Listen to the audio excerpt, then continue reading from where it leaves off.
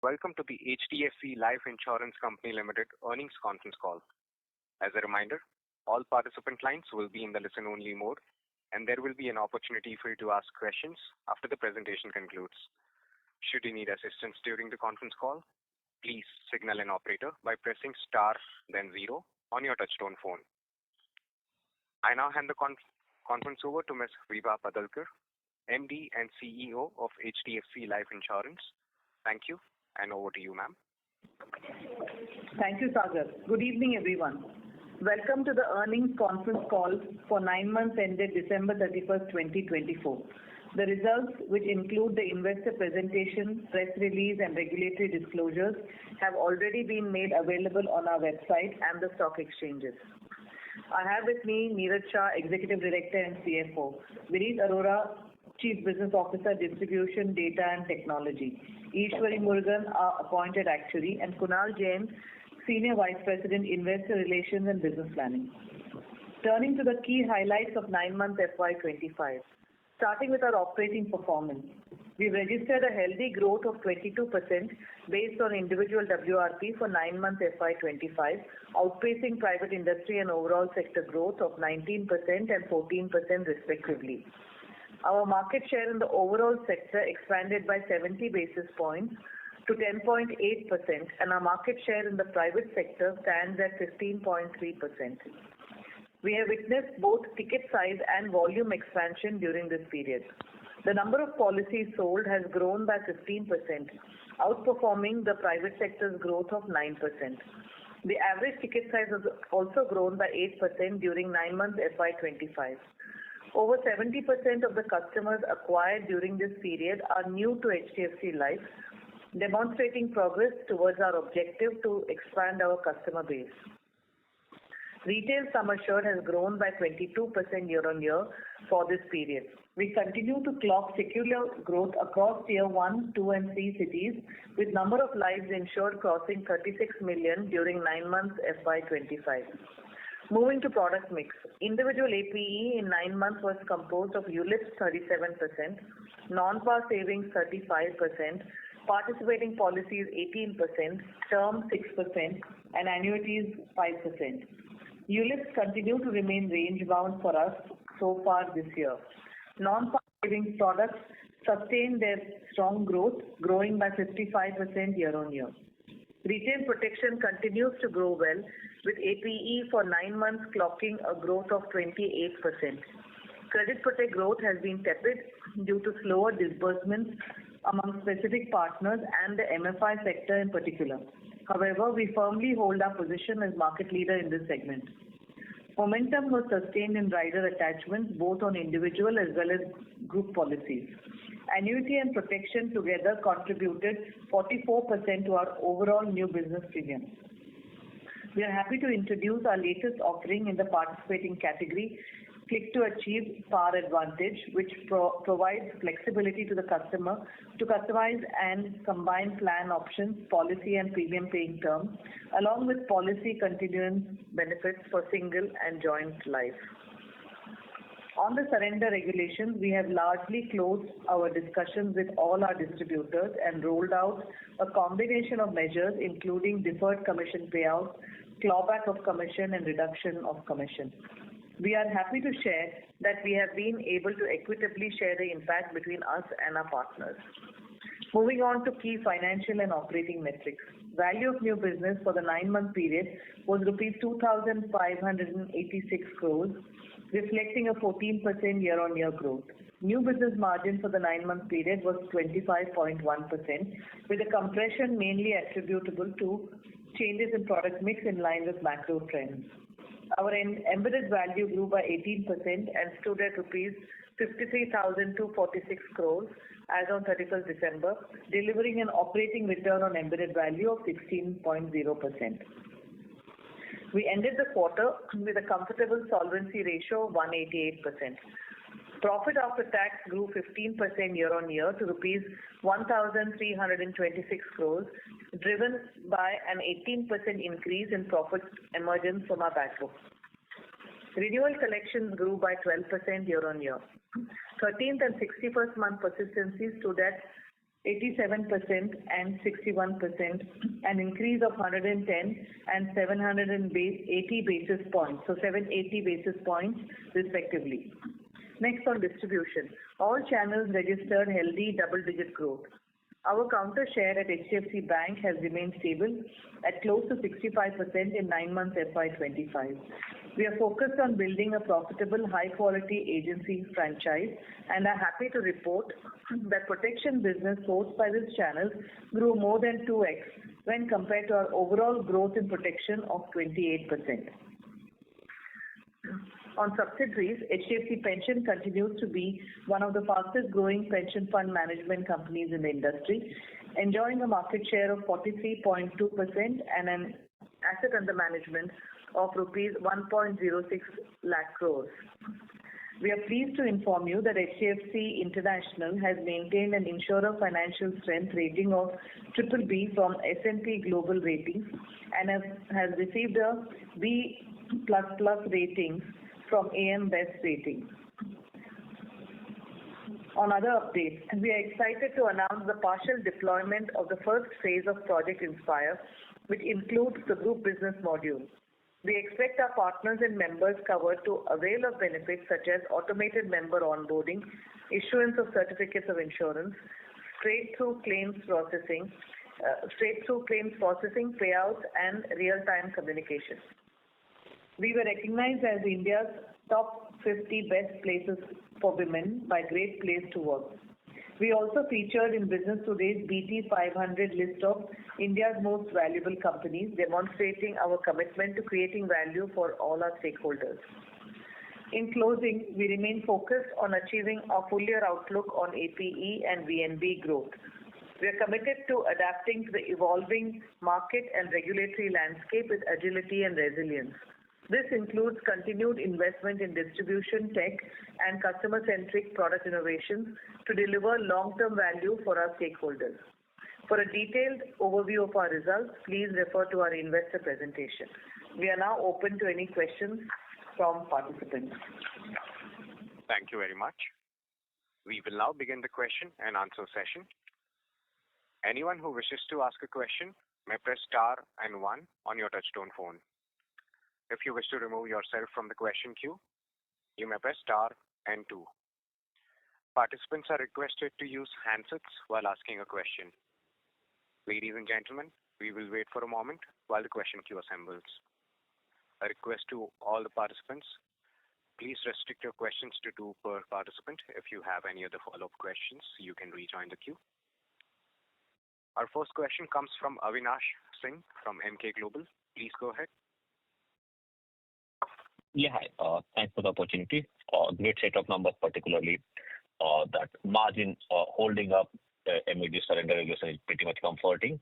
The first question is that if I see the margin walk and if I compare with how it was at H1 versus 9 months, the impact, YOI impact from the business mix change, that seems to be, on the margin seems to be turning favorable in this quarter, despite the fact that sequentially PAR has gone up slightly and and protection kind of a holding up, and non-PAR even sequentially marginally just come down.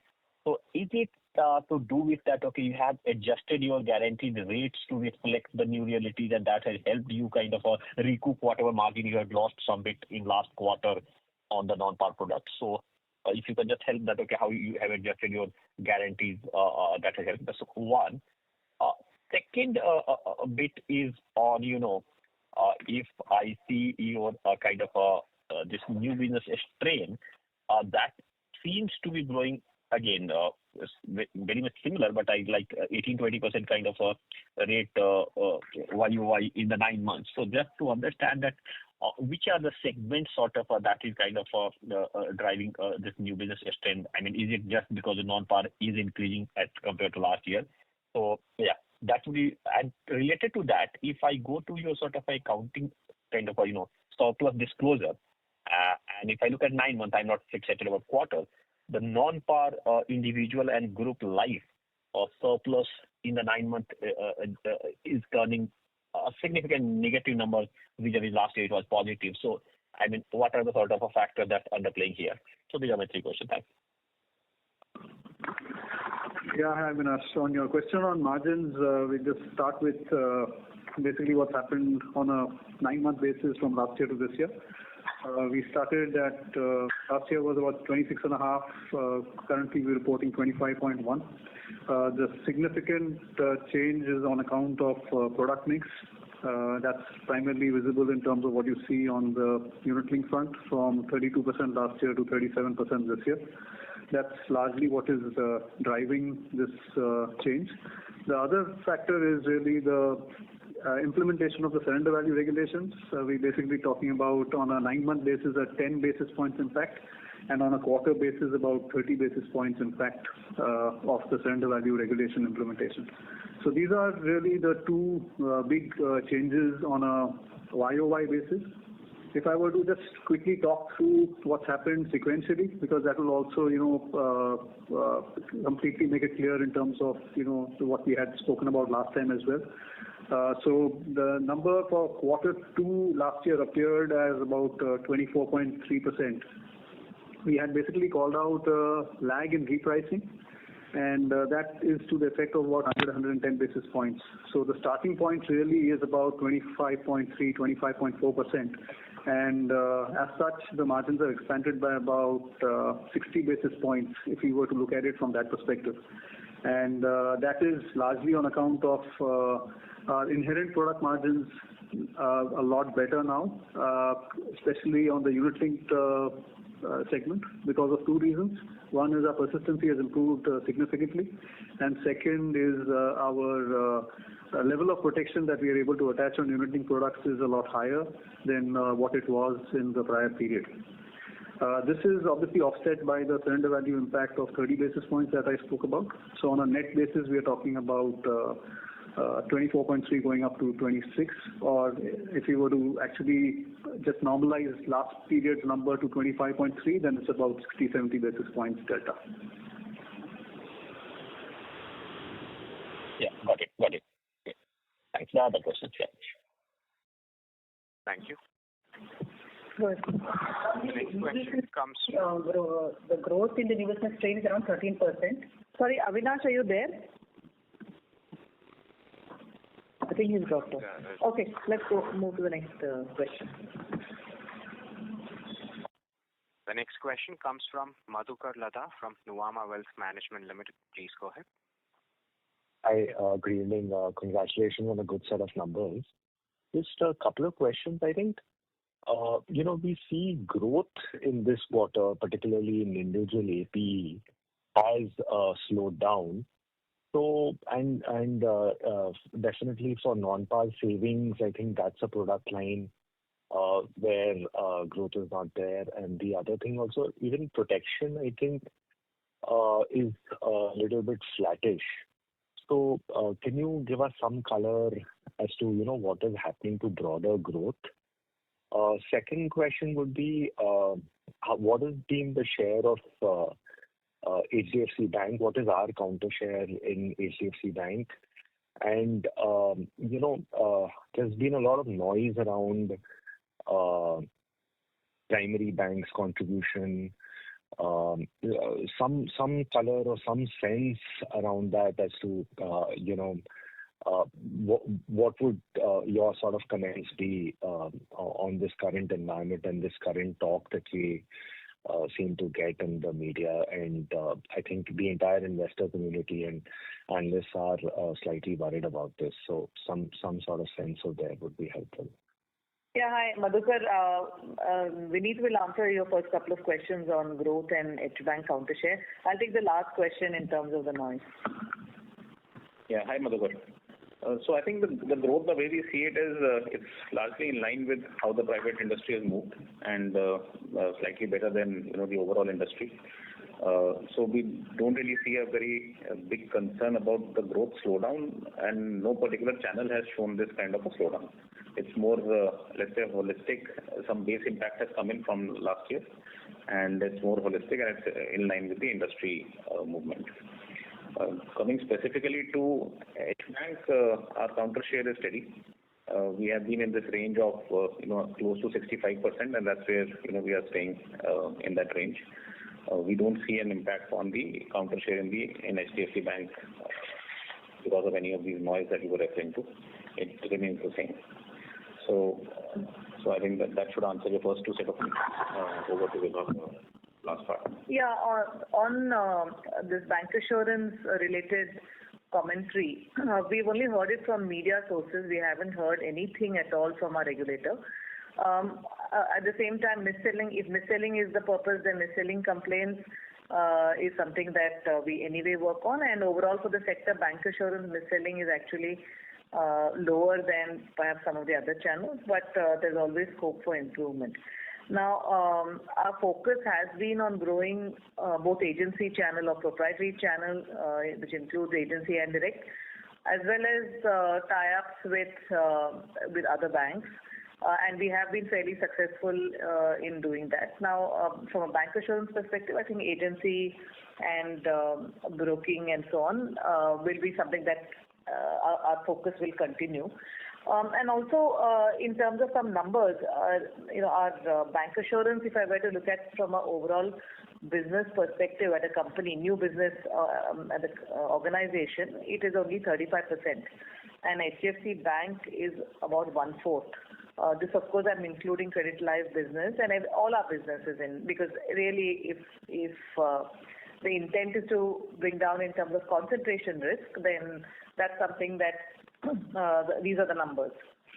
And last point is that also while we are talking about some artificial construct on percentages, I think also the question to ponder about is, does the customer need choice in terms of open architecture? That also is something that really would give scope to give customer choice and hence open up and widen the market, widen the reach and so on. So there are different aspects to bancassurance, but we'll see how and if it evolves.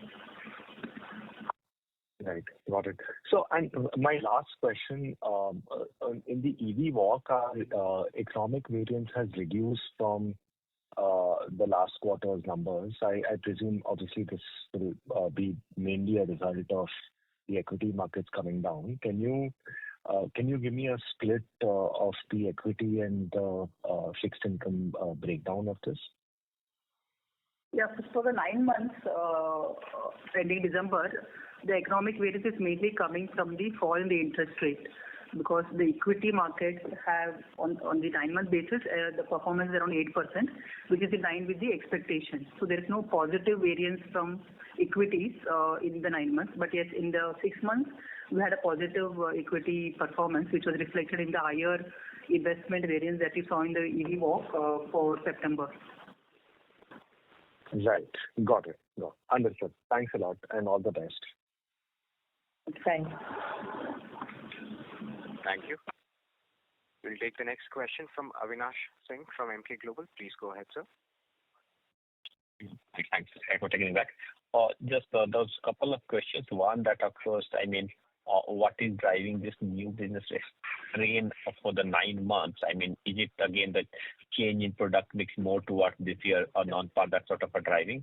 And the second one, that if I look at the the gap account surplus, there the surplus in individual and group non-par life category for the 9 months is a reasonably big number, negative vis-a-vis last year, reasonably positive. So what is sort of underlying mechanics here?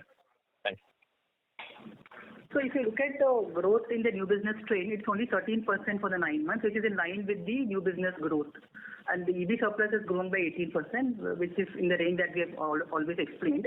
So I don't think the new business strain has grown higher than expected. And obviously it will always be influenced with product mix, but nothing very different in terms of reserving approach or anything that has happened. And the product mix being very similar, slightly higher UL, but the strain is not anything different from what we have seen in the previous quarters or in the previous financial year. Strain is a percent of the premium, that's what I'm referring to. Okay. And that, the surplus generation from non-par life, that sort of, negative for the 9 months? On the new business strain, on the non-par No, you're no. referring to? I'm referring to that, the surplus that is part of your filing, the segmental surplus that you give in the exchange, that your P&L filing. There, that, yeah. The surplus is lower because the non-par segment has grown at higher percentage compared to total top line growth. So non-par savings, for example, has grown by around 55% compared to the overall individual EPI growth of 24%. No. So I was referring to the surplus generation in the 9 month in that, the segment level, your individual and group non-par life, that surplus, last year, positive number. If I see for the 9 month, that surplus was somewhere, 39 odd crores, now it's 54 crore kind of a losses. So if at all, is it referring to non-par savings? So what I changed this year, the surplus generation is negative big thing. Okay, because the non-par savings has grown higher compared to the surplus generation from the back book, there is a strain, overall net strain in the non-par savings book, which is why you see a negative number in the LODR surplus. That's what you're referring to. Yeah. Okay. Last year the growth was lower. The EB surplus was more than sufficient to offset the strain. This year it is slightly reversed because of the higher growth. Okay. Very clear. Thanks. Thank you. The next question comes from Suresh Ganapathy from Macquarie Capital. Please go ahead. Sorry, Vibha, just again on this bank assurance, just to understand, as per the data disclosure, 60% of the overall AP comes from banker, right? You're saying 35% didn't get that. Yeah, so this is EPI. As far as anything that is done with the regulator and any of our regulatory filings, EPI is nowhere in the picture. EPI is a very common industry usage in terms of weightage of single premium and so on. The only version, even when the way Life Council's numbers come out and so on, the only thing is receipt premium, which is a cash receipt. And hence, these are the numbers, if I were to look at on a receipt premium basis. So then what we should look at, because the like-for-like disclosure for everybody in the system is AP, and on basis of that, you are at 60, somebody else is 50, 55, right? That's the number. But you're saying the regulator will look at EPI basis and not on AP basis. Is that the way you are arguing? No, so what I'm saying is, first of all, we don't know whether the regulator is looking at anything because the only news flow is from a channel. We have not heard anything from the regulator. I'm saying that as a percentage of anything, whether it is expense of management, there's no place in expense of management for an EPI number. Right, so I'm saying that if a calculation had to be done, it has to be done based on how we report it in the financials as well as in the public disclosures. You want to add anything? Yeah, Suresh, in fact, if you just look at any of the data that comes out of Life Council, first of all, there is overall premium. That includes all businesses, including group. And then you have individual business, and within that there are segments, but everything is about first year and renewal. There is nothing about anything which is equated or any of that. That's just a convention used to basically explain some of the businesses that we do. But as such, it's the segments that get reported even at a granular level are only about new business and receipt premium. So that is something that can be used as a fairly straightforward measure to assess any of these things if at all it's getting assessed. Okay, so, irrespective of whether that number and regulator is considering or not, how is the board approaching it? I mean, do you think there is a need to diversify the channel and reduce the concentration risk in any way? Yes. I'm not able to hear. Yeah, sorry. Am I audible now, Vibha? Hello? No, there is some background or there is some echo. Sagar? Yeah. Are you able to hear Suresh? Yeah. Is it clear? Hello? Suresh, sir, it is audible for me. From the management, is it audible to you? You are audible, yes. Yeah, am I audible now?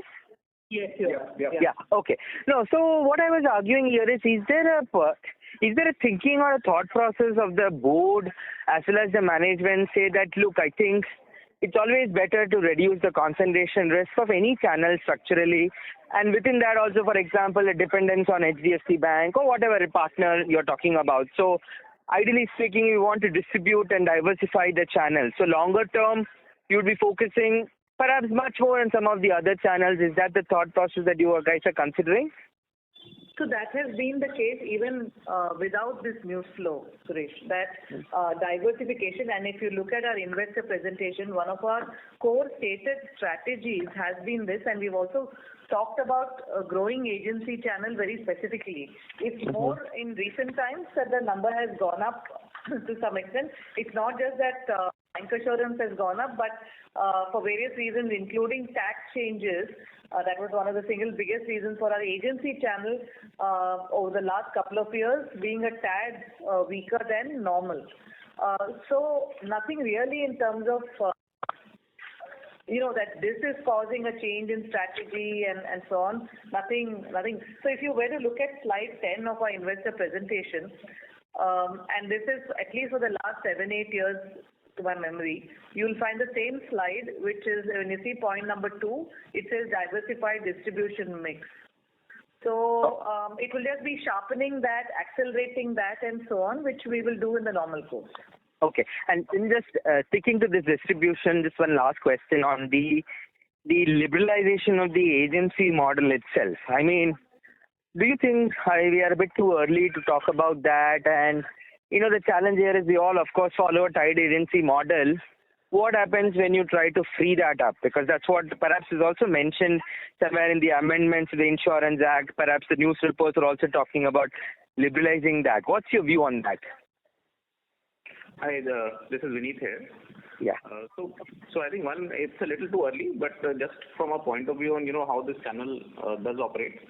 Clearly, agents today, if they need multiple products, etc., do have methods of having themselves, their colleagues, etc., to take multiple licenses, and they would operate with that. I don't see one agent taking too many companies just because it gets opened up, but they would want to continue to restrict themselves to the few companies that provide product differentiation, service differentiation, etc., and would keep themselves there. But as of now, till the time this really gets passed and the entire, let's say, notification happens and proper guidelines are drafted, I think that's going to take some time for this to really hit the ground. Okay, thank you. Thank you.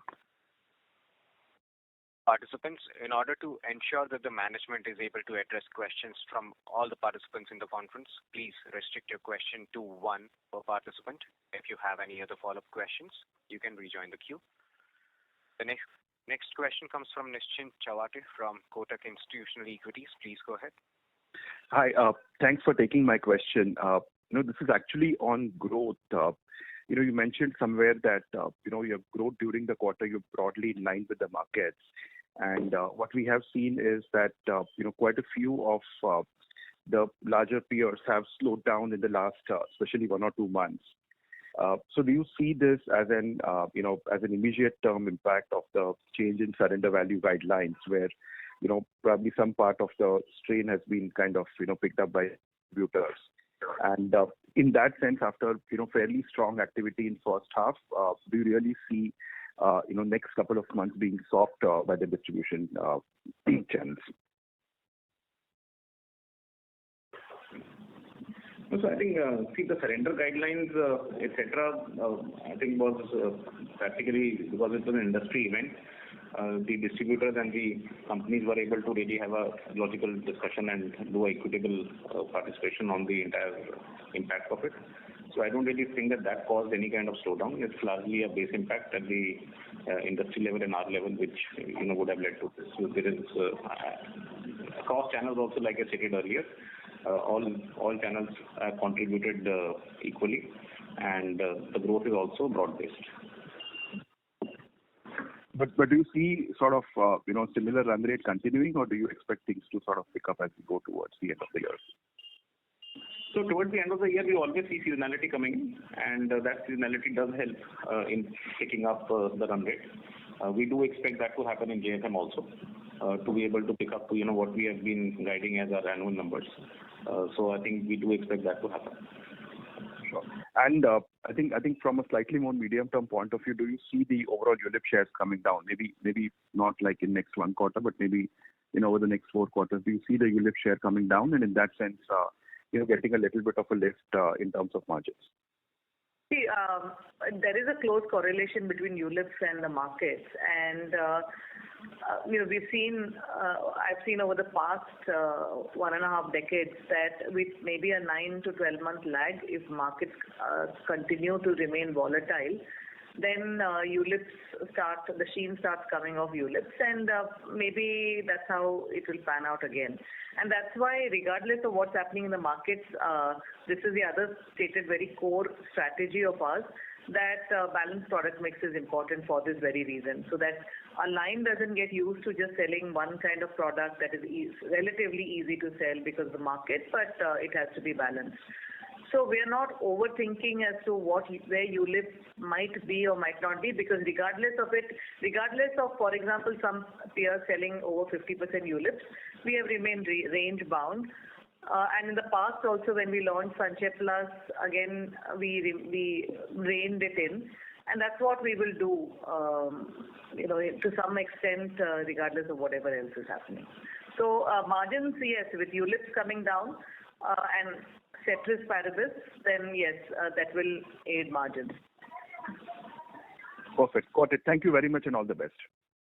Thank you. Thank you. The next question comes from Dipanjan Ghosh from Citi. Please go ahead. Hi, good evening. Questions from my side. One, if I look at the HDFC Bank channel, well, you mentioned that your counter share has kind of stabilized around 65. Just want to get some sense of whether you also look at the VNB counter share in that channel, or in other words, in terms of product mix that you're getting from the channel, and whether there is kind of levers available to kind of improve that now that the counter share are kind of stabilized. And if so, what steps are you really taking in that direction? And the second is a data keeping question for the quarter, or maybe the 9 months, if you can just spell out what would be the growth at HDFC Bank and other banks separately. On the first question, Dipanjan, yes, we are working to make it a win-win on the right product mix, without sharing too much. But I think at a broad level, looking at product mix, we do put out data in terms of bank assurance and how much of what is the mix in bank assurance. Bank assurance is fairly low. Slide 16 of our investor presentation, wherein if you look at banca, you will see that term is only 4% of what banca sells, while if I were to pick agency, term is close to 10%, so 2.5x where they are. So even baby steps on 50% of our business can make a very material impact. So that is one. Second is in terms of what is the optimum manpower, and do we really need more and more people at their branches. I think we have a fair bit of now commonality in our thought process as to what is the optimal, because a bank is also there for banking business. So just flooding with people probably is not the best approach to take. So that's another lever. And there are a couple of other levers on how are we using more and more of digital. So yes, we are working very closely on many small and big initiatives to get that margin to inch up. And I think your question around HDFC Bank growth, for the year, we have seen HDFC Bank growing at 20%, and for the quarter, it's around 10%, where we have seen the base impact of last year also coming in. Got it. Thank you and all the best. Thank you. Thank you. The next question comes from Nidesh Jain from Investec. Please go ahead. Thanks for the opportunity. First question is on banca. So what are the next steps that you are expecting from regulator on banca assurance? Do you expect a draft or discussion with the regulator, or because that is becoming a bit of overhang for the entire sector? So as you mentioned that there is no communication from the regulator, but what are the expectations that you have now? So expecting nothing, Nidesh, because we have our work cut out. We know that we as a sector, we are responsible in how we're looking at both de-risking, complaints, giving customer a choice, and so on. Like I mentioned, if there's anything, it is already there because maybe, I just need to remind that we did have a draft paper that was by the regulator. There were discussions. We did go back in terms of what the discussion, some of the tightening of the processes and so on. And I'm sure, us and many of our peers have already rolled that out in terms of tightening the sales and servicing process. So that's where it is at this point in time. A couple of points here which I'm sure everyone knows that bancassurance does play a very important role, and one data point to chew on is that the number of touch points of banks is comfortably 10x of the touch points of life insurance companies, all life insurance companies. So do we want to miss out on those touch points? Second is that if you see insurance penetration, life insurance penetration in the recently issued annual report of our regulator, that also shows a downward trend. So given that, is it the time to really reduce the touch points and what those touch points can do? Right. So that's where it is at this point in time. Like we mentioned to the earlier caller, we are focused on more broad-basing distribution. This is not new. We will continue to work on it. And there are many other things also up our sleeve in terms of it's not only organic. There could be inorganic solutions to things. So nothing is really. It's difficult to give an answer because you don't know what the question is. We will of course continue to ensure that what the regulator has in mind in terms of best product, most transparent, best service, ease of onboarding, transparency, all of that we will continue to provide to our customers. Sure. Secondly, on the VNB margin, sequential improvement in VNB margin is driven by ULIP VNB margin improving. Is that right understanding? No, it's not just unit-linked margin improving, it's inherent margins across the board improving. Unit-linked definitely plays a part there because we are able to attach higher levels of protection, and over the period of time, persistency is improving. So largely that really is contributing to that. And of course, the gap looks larger than what it actually is because of the repricing lag that we had in the previous quarter. Once you normalize for that, then the gap is just about 60-70 basis points in our view, and that can be explained by some adverse product mix because of unit link being higher, and the inherent pricing more than compensating for that, along with the surrender value regulations gap of about 30 basis points for the quarter. So just to clarify, there is no one-off kind of thing on the margins, because last quarter there was a one-off of lag in pricing. This quarter we have seen interest rates have gone up through the quarter. So because of that, we have not got any benefit in the margins in this quarter. I'm sorry, can you just clarify? Are you talking about the interest rates? No, he's asking for one-offs. I can clarify that there are no one-offs in this quarter. Yeah. Sure. Okay. Thank you. That's it from my side. Margin improvements. Yeah. Thank you. Thank you. The next question comes from Supratim Datta from Ambit. Please go ahead. Thanks for the opportunity. My first question is on agency. Now you have been making investments in that channel. However, if I look at the growth rates on a quarterly basis, it has been fluctuating. So just wanted to understand when should we start seeing these investments that you are making start delivering fruit, and what have been the challenges? Now you have been making investments in this channel for nearly 2 years. So what has been the challenges that you have faced, and how you are trying to address that? If you could give us some color on that would be helpful. Now moving to credit life. Now credit life contributes around 6-7% of your APE, and recent comments from the FM suggest that there could be banks could look at reducing the cost of borrowing, particularly with respect to insurance. So are you hearing or from your channel partners any rationalization on the products that they are attaching with loans, or what could you do to improve the product proposition there better? And then the corollary to that is how would that result in the margins moving in that product, given it's a fairly high margin product? And lastly, coming to the recent data breach, could you give us an update on what happened and what have you done to address that? You have been investing in technology to improve the processes. So why did it happen, and or what has been done to address this gap? Thank you.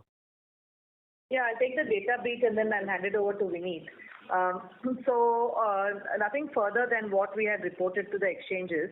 But in the meantime, we have strengthened, obviously closed wherever the leak was from. It was identified very swiftly. We have closed that. Fortunately, no material impact on the company's operations, as well as from customer servicing point of view. Since then, a lot of tightening has been done, and we have looked at robust security across our IT environment, and we also have working closely with a couple of external partners who are doing an independent audit and a review of our entire system. We have also we have obtained a court injunction from Mumbai High Court. This is to prevent the circulation of leaked customer data.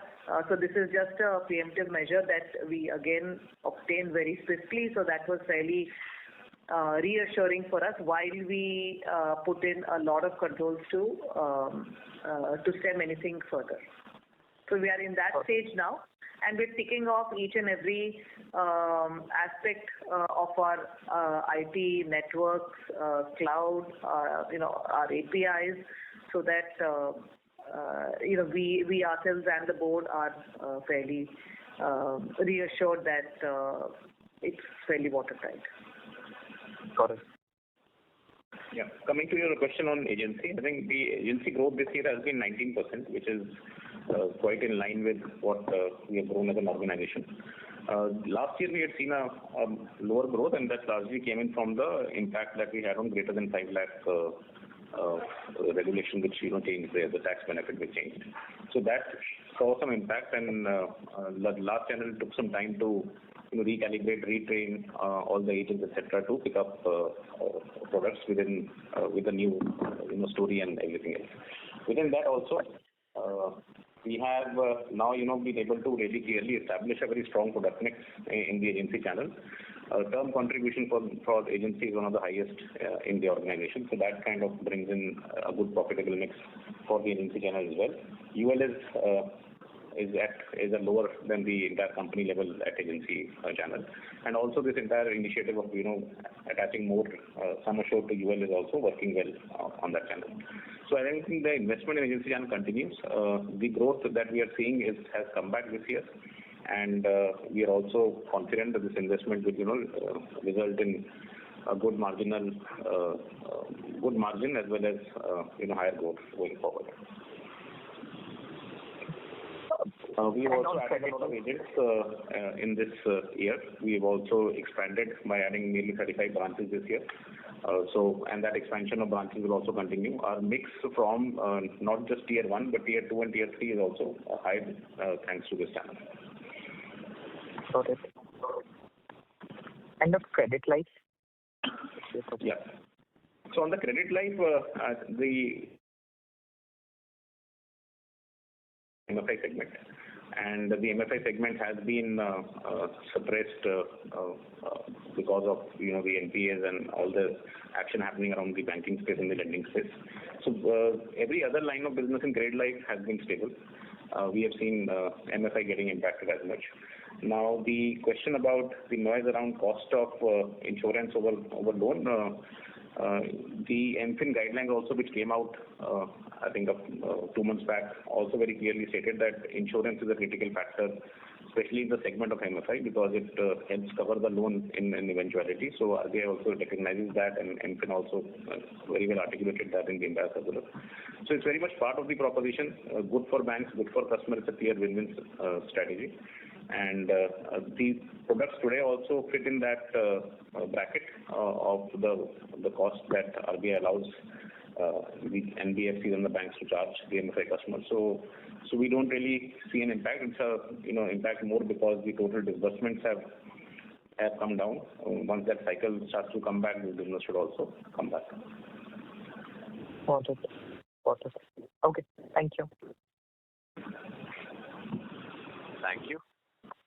The next question comes from Sanket Godha from Avendus Spark. Please go ahead. Yeah, thank you for the opportunity. So, Neeraj, you said that in the third quarter, the margin impact is 30 basis points. So our previous guidance was if we don't change anything, then it will be 100 basis points. So naturally, the 30 basis point impact is much lower compared to what you told initially when the surrender rules came at 100 basis. So is it because of clawback in commissions or IRR change or attachment of more riders has played a role for the impact to be lower compared to what initially we anticipated it to be 100 basis? So that's my first question. Sanket, if you recollect what we had said at the time when the regulations came out in our exchange notice was that on a gross basis, we expect an impact of 100 basis points if we do not make any changes. And our intent was to try and see what we need to do in terms of sharing whatever pain there is with the distribution and trying and keeping the customer proposition intact.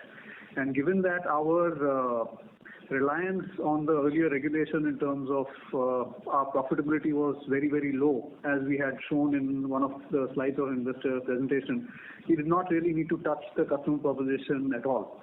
In fact, because of our disciplined pricing approach, whatever pricing was warranted by changes in the interest rate, we were anyway doing. So we did not need to do anything in addition to that after the surrender value regulations. In fact, that data is all available in the public domain in terms of how pricing has changed after October 1 for various players. You can look us up on that also. As far as the impact of 30 basis points for the 3 months is concerned, is more a function of having put some of these new arrangements in place in terms of clawbacks, deferments, and reduction in commission to some extent. All of that on an annualized basis, we expect the impact to be closer to what you reported for 9 months. It's 10 basis points because it's only been 3 months since the regulation has come in. But our endeavor will be to try and keep it as close to 20-30 basis points on an annualized basis going forward as well, because that's basically more in terms of sharing this burden with our distributors and leaving our customer proposition intact. So to summarize, it is largely because of the payout structure change to the distributors played a role in containing the impact of the margins, right? Yes. So basically, we're trying to isolate the impact of these regulations, and that's the reason why we've completely just kept it as if nothing else changed, and only if the surrender value regulations change, this would be the impact, just to make it easier for everyone to appreciate. Got it. Perfect. And just this clawback thing you implemented for the entire quarter fully, or it was partial, and therefore the benefit might be more in fourth quarter relatively.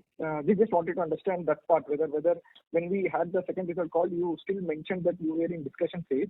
So I'm assuming it was partial for the current quarter. I mean, if it is for the full quarter, the benefit would have been a little higher. That is correct. So some of the arrangements are in place. Some of the arrangements will come into effect as we go forward in quarter 4 as well. Yeah, so some arrangements could be there, but a lot of our arrangements are under discussion to have an impact from 1st of October only. So I don't see there would be a let's say more benefit coming in the next quarter. So this would be the benefit, and whatever is left right now is a very small percentage of our business. I would maybe not have the exact number, but maybe 90-95% of business is already discussed and closed. Got it. Perfect. And the second question was that your unwind rate in the 9 months looks to be lower at 7.3 compared to almost 8% in first half. So anything to read there why unwind rate has come down? And the another question which I had is that your deeper buckets persistency has improved meaningfully. The 61 month is at 780 basis points better. And if I look at the presentation, it seems to be largely coming from traditional products. So if you can give a bit of color, what led to this improvement in the persistency, is behavior better than expected, and that also helping kicking the margins up? Just wanted to understand that point. So the unwind rate, it has remained same as in H1. It's 8.1%, and as we have explained earlier as well, the unwind rate is based on the economic environment at the start of the year. It's based on the investment return on the debt or the asset that the policyholder funds are invested in, as well as shareholder funds, and that has been fixed at 8.1, and that is what has been consistently reported in all the 3 quarters. So I don't see a decline in the unwind rate which you are referring to. Okay, maybe I will redo the calculation. Okay, sorry on that part. And on persistency, if you can give a bit of more color, and it's any benefit on that margin? Yeah, the increase in the 61st month persistency, it is relating to the cohort of policies we sold 5 years back. That was the year when the non-par guaranteed IRR products were introduced, and these products have had a much better persistency right from the 13th month, and that is now getting reflected in the 61st month. And sometimes the experience may be different from what is assumed, and that will get reflected, but it's not very different, because if you see the operating variance in our EV walk, that's always been a small positive. So it's not going to be a big material difference from the assumptions that we have. But whenever we see the experience, we keep truing up the assumptions. Got it, ma'am. Thanks. Perfect. That's it from my side. Thank you. A reminder to all the participants, please restrict your question to 1 per participant. If you have any other follow-up questions, please rejoin the queue. The next question comes from Shreya Shivani from CLSA. Please go ahead. Yeah, hi. All my questions have been answered. Thank you, and congratulations on a good set of numbers. Thank you. Thank you. The next question comes from Swarnabh Mukherjee from B&K Securities. Please go ahead.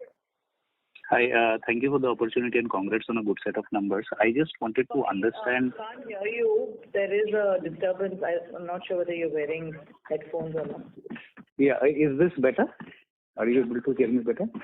Yeah, so I just wanted to understand on the, the surrender charges impact that you have taken, the 10 basis points or the 30 basis points number you alluded to.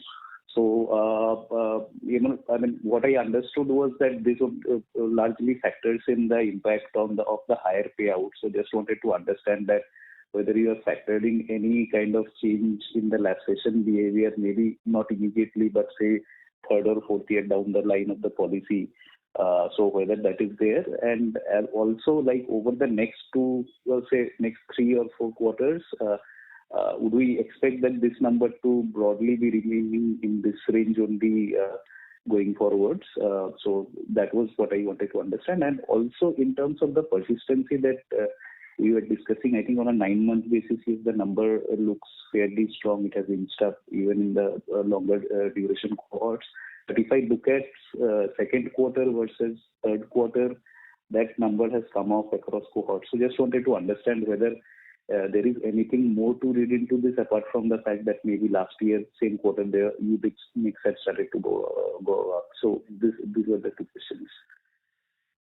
Yeah, on the surrender values, when the regulations were announced, we had actually added a disclosure in our investor presentation last time, which basically said that all the impact of the surrender value regulations change for us is in the 2nd year, and there is no impact thereafter. And the reason for that is basically pretty much the entire book stays on the books, either as premium paying or as paid up policies. So we have not changed we've not made any assumptions on whether more or lesser number of customers will continue with the policy, or they'll surrender, or they'll lapse, or they'll do any of that. So there's no change in any of our assumptions. This entire change is flowing as a consequence of the enhanced value that needs to be paid to customers if the 2nd premium does not come in. And that is what we had articulated as 100 basis points on a gross basis, and what we just reported now as 30 basis points for the quarter on a net basis after making whatever changes that we had to from a distribution perspective and our own operations, without changing anything from a customer perspective. So also what we had mentioned is that given that the surrender value will now build up in a different way compared to what it was building up earlier. Whether a customer decides to surrender earlier or stay paid up does not really affect us economically. We of course would want the customer to stay in the policy, continue paying premiums. If not that, then be paid up and stay in the policy. But if they still choose to surrender, we will not be any worse off economically given the way the benefits are structured from a regulatory perspective. Understood. And in terms of, Just to add, we have not assumed any improving persistency in our margin calculation. If there's an improvement in the persistency because of the way that distribution payout has been now structured to align with the persistency, there will be an upside in the margin. But that has not been currently factored in because we have to see the experience, how it emerges. Understood. So, and would we say to assume that before you update any kind of assumptions going forward, maybe, after a year or so, this is likely going to be the benefit that is going to play out over the next 3 quarters also. Would that be a fair assumption? Yeah, that's right. Yeah. Yeah. Okay. And if you could respond to the persistency question on a quarterly basis, how to look at it? So at a generic level, I would like to say that the 3-month ratios are generally influenced by a lot of factors. There will be some collection trend. Generally, we see that for some reason, the Q3 is a little low in collection, maybe because of festive or something, and that the collection pattern actually picks up in the subsequent quarter, which is the JSF. That is why looking at the quarterly trends may not give the right picture. And it also depends on other things like product mix, etc. And that's why the 25th to 49th month, the drop that you see is mainly because of this difference in the collection patterns that we have. Otherwise, on a 12-month rolling basis, the persistency is improving. On 13th month, specifically, the higher UL mix that we had in the last year, that is resulting in a slightly lower persistency. But here also, we believe that given the improvement on a 12-month basis, in Q4, they should pick up. Understood. Very helpful. Just a quick one, if I can squeeze in. I think what has been in vogue is that, as a way to also customers surrendering, I think this product, loan against insurance, and you have been doing also a bit of that. So that is, I think, one of the methods that have been kind of discussed that will be used to circumvent the challenges of surrender of customers. So just wanted to understand how this segment is playing out for you guys. What are your thoughts on that? And as it picks up, how should we think about, how the revenue will get booked and, what would be the arrangement, whether you will do it yourself or will be, tying up with a lender, if you can give some color on that. I think loan. Did not follow your question. I'm sorry if you're asking for which segment are you talking? Lending for premium payment. Is that what your question is? No. So in case of once there is a surrender requirement against the insurance, whatever is the value of the insurance product that is their surrender value. Sometimes loan is given out rather than doing a surrender of the policy. So wanted to understand that part. So the loan value is obviously linked to surrender value. You're right. Mm-hmm. And higher the surrender value, higher the loan eligibility, definitely. So we definitely believe that a loan against policy is a very efficient way for a customer to utilize their own resources. And for us, it works like a fully secured loan in that sense. So as such, it works for everybody. Whether this will change customer behavior remains to be seen. But everything else remaining the same, a customer will be able to, avail of a higher loan compared to what they were earlier on their policy because the surrender value will improve. Mm-hmm. And is this lending out is done? Mr. Mukherjee, may we request you return to the question queue for the... Sure, I'll take this offline. Yeah, thank you. Thanks and all the best. The next question comes from Aditi Joshi from JP Morgan. Please go ahead. Good evening and thank you for taking my question. On the commission structure, is it possible for you to share which all channels have resorted to the change commission structure, either clawback or reduction in commission across the bank agency and the brokers? That's my question. Thank you. So I think like you articulated, we have a combination of these three things, which means the clawback, deferment, and reduction. Depending on partner and depending on business model, etc., various combination of these three factors would have been taken in. So there is no one standard approach to say that this channel has been approached with a particular method. All these three, as a combination or as individual, are the methods that have been used to close the negotiations. Okay. Can I ask that all these negotiations are going on across all the channels, no matter in which form it's going on, but is it across the channels or there's one or two channels where it's almost done and any channels that you would like to highlight are somewhat lagging in terms of So like I said, this is more or less a done deal from our side, and maybe business is impacting to about 90-95% of our business is already closed. Certain let's say partners, not specific to any channel, have their internal approval process, etc., which might be taking slightly longer, but that should also get closed in the next few weeks or maybe a month. Okay, that's clear. Thank you. Thank you. Requesting participants to restrict their questions only to one, and they may fall back in the queue for any follow-up questions. The next question comes from Neeraj Toshniwal from UBS Securities. Please go ahead. Yeah, hi.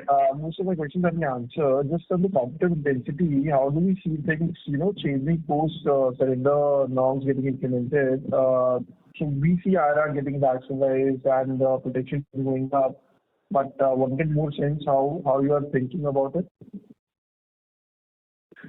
Yeah, so as we mentioned, we've not made any changes to our pricing, whether it's on protection or on non-par savings or annuities, but we definitely have seen some downward revision in pricing from some of our peers, and I guess the only thing that we could correlate it to, apart from changing interest rate environment which applies equally for everybody, was the differential impact of the surrender value guidelines. I guess that's the only thing which we could impute from some of the reactions that we've seen across the sector. So that's the way we've seen it. We have seen non-par pricing, non-par IRRs come down. We've seen annuity prices being revised downwards. We've also seen term prices increase. So we've seen a combination of all these measures across the sector. Got it. And does it really help victors like you and others, the bigger private players, to gain market share out of this, given the environment is actually kind of improved? Are you able to leverage and gain disproportionately out of this? It's difficult to say. It's just been 3 months, so we'll have to wait and see how some of these things pan out. But factually, if you were to look at market share, has it expanded for us in this quarter? It has. Has it expanded in 9 months? It has. This could be one of the reasons, but obviously a large part of it could be our own operations and this expanding distribution as well as all our channels. That's the way we look at it. Over a period of time, we do expect some of these regulations which will, we believe, be beneficial for companies who are relatively more, let's say, balanced in their approach, whether it's in terms of listing requirement or in terms of implementation of risk-based capital or IFRS. All of these things would definitely, we believe, help companies who are taking a more balanced view of the business. Okay, thank you. That answers my question. Thank you so much. Thank you. The next question comes from Rishi Jhunjhunwala from IIFL Institutional Equities. Please go ahead. Yeah, thank you for the opportunity. Most of the questions have been answered. Just one clarification, right? So in this quarter, the impact of surrender on a net basis has been 30 basis points on the margins, and you still have some of the benefit from a full quarter impact of clawback of commissions to play out. So is it fair to say that keeping everything in place, the overall impact of surrender regulations on our business will eventually end up being lower than 30 basis points? Like we mentioned, as such, there is no further benefit in quarter four from implementation of these distribution arrangements. But I mean, if you were to just analyze the numbers, will it land somewhere between 10 and 30 basis points? Mathematically, looks like it will. All right, great. Thank you so much. Thank you. The next question comes from Prayesh Jain from Motilal Oswal. Please go ahead. Yeah, hi, good evening. Congrats on a great set of numbers. Just one question on the protection business, and that's mainly on retail pure term business. How are you thinking about this business, and some granularity if you can share as to how the behavior is in as you enter the lower tier cities more, what is the kind of ticket sizes? And just one more thing on the tier 2, tier 3 strategy. We spoke about this a couple of quarters back, and you mentioned that the persistency and all things will evolve, and eventually you will kind of you cannot have a differentiated pricing between geographies, but then you will have to figure out in some way the impact that could be there from a lower persistency or a higher mortality, and some capital charge or some kind of charge would have to be levied, and that could impact margins. Is there any thoughts around it that has been evolved and can come into the picture now? So yeah, those would be my two questions. Thanks. Yeah, so happy to share that our growth in retail protection has been very secular. Just to recap, overall our growth was 28%. Tier 1 was in the early 20s, and tier 2 and 3 put together were in the early 30s, and thereby giving an average of 28%. So happy with that, and that was the intention as well. Now, there are different preferences. While products might be the same, but there are different preferences in terms of whether it is return of the premium or regular pay and so on. So those nuances we will continue to calibrate over there. We will also look at affordability, what kind of alternative underwriting tools that we have, what kind of modes of payment give an indication, what kind of claims experience, persistency, and so on. It's an ongoing learning for us, but we continue to do fairly well in all three tiers in our country. Noteworthy is that the ticket sizes don't drop significantly between the tiers. So we'd also articulated that our focus or baby steps will be on the upper quartile or the top quartile of tier 2 and top quartile of tier 3. Got that. Thank you. Thank you. Thank you. The next question comes from Himanshu Taluja from Aditya Birla Sun Life AMC Limited. Please go ahead. Hi, thanks ma'am for the opportunity. Most of the questions have been answered, just few ones. Given now the most of the surrender norms impact is largely over, and what you have delivered around the VNB margin of 26.1 probably for the quarter, can we say has the margins broadly bottomed out, assuming not very significant change in the product mix will happen over next 6-9 months?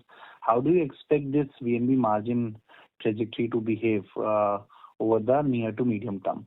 And the second part of the question is what led to the slowdown in the agency channel, and how do you expect it over the next months to behave basically? What triggered this slowdown in the agency channel? If you can help me to address that part. And lastly, if in the insurance amendment bill, if this open architecture in agency comes and pass through, how do you expect this to behave for the particularly from the industry? Thanks. Yes, on the VNB margins, we basically just reiterate our outlook that we were gunning for after the first quarter.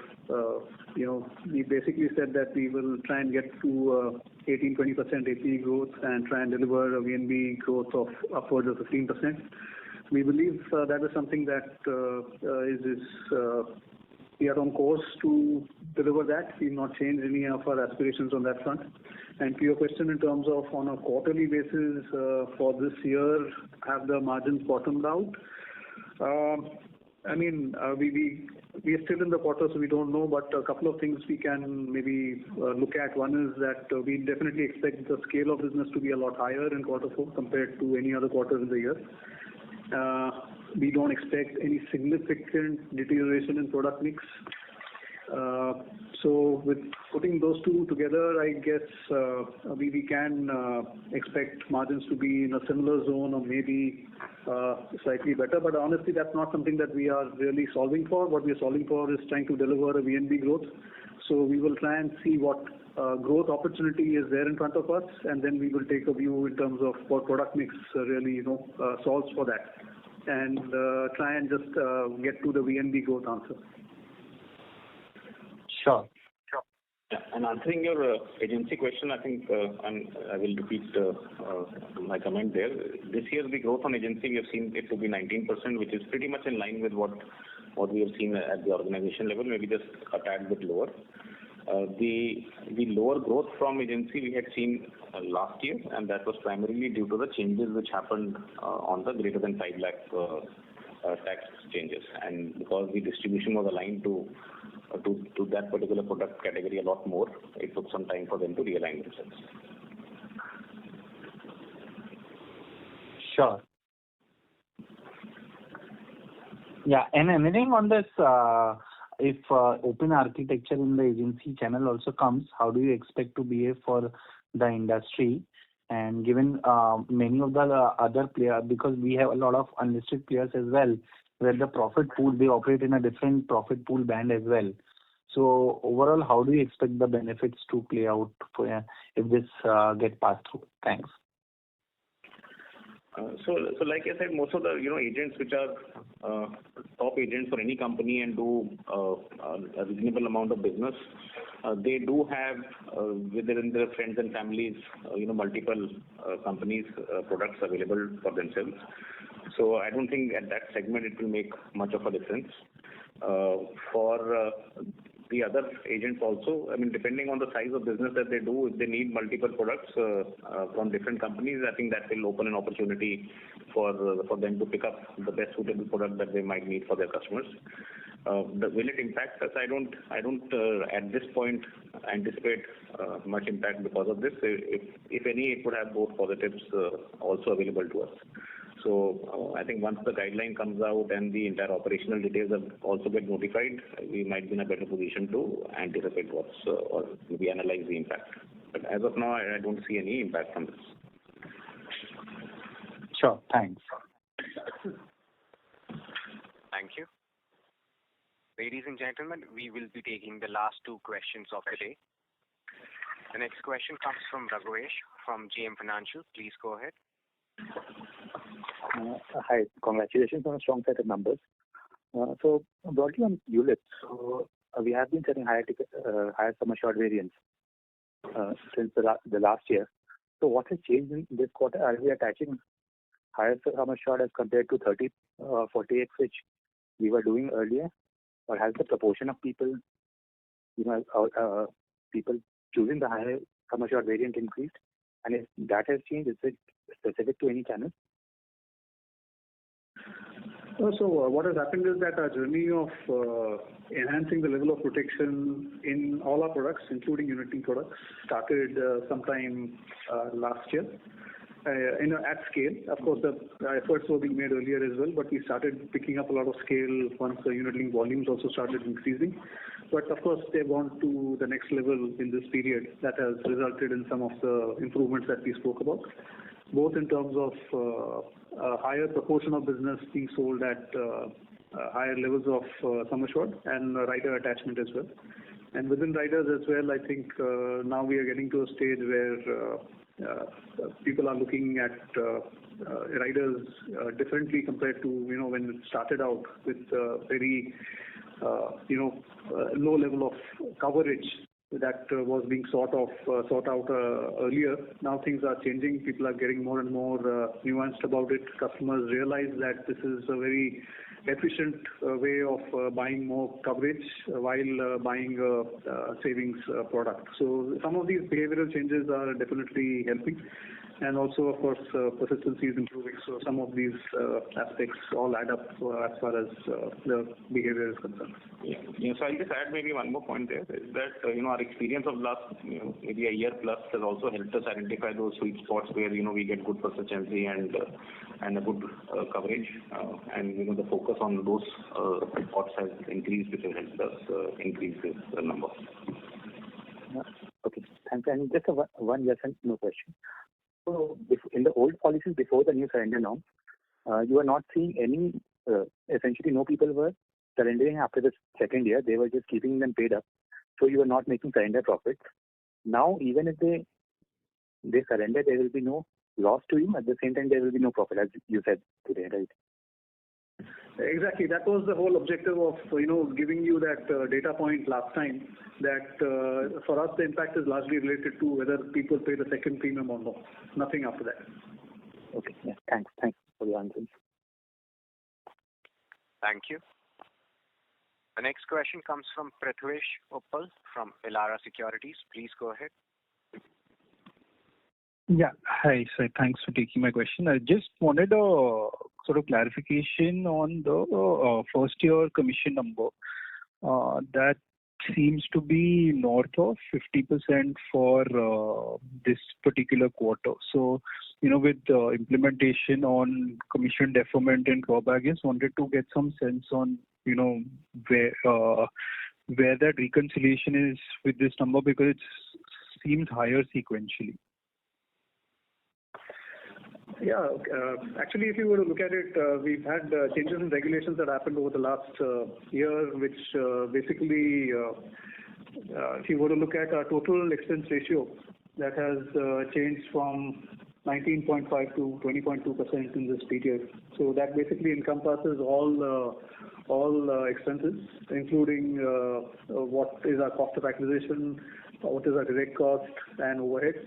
So as such, that basically gets subsumed in our accounting profit as well as in the value of new business. So as such, the change is not anywhere as dramatic as some of the line elements might be indicating. And just to add, so overall, if you were to look at the commission plus expenses, the growth has been about 15% in the quarter. Which is largely in line with... It's in line with the overall growth. Okay, so because even the commission norms would have been in place last quarter also, so just the rise in first year commission, or which is sort of offset by the lower OPEX. So there's nothing much to read into it. That's what you're basically indicating. Yeah, you just have to look at overall cost, new business cost. Okay.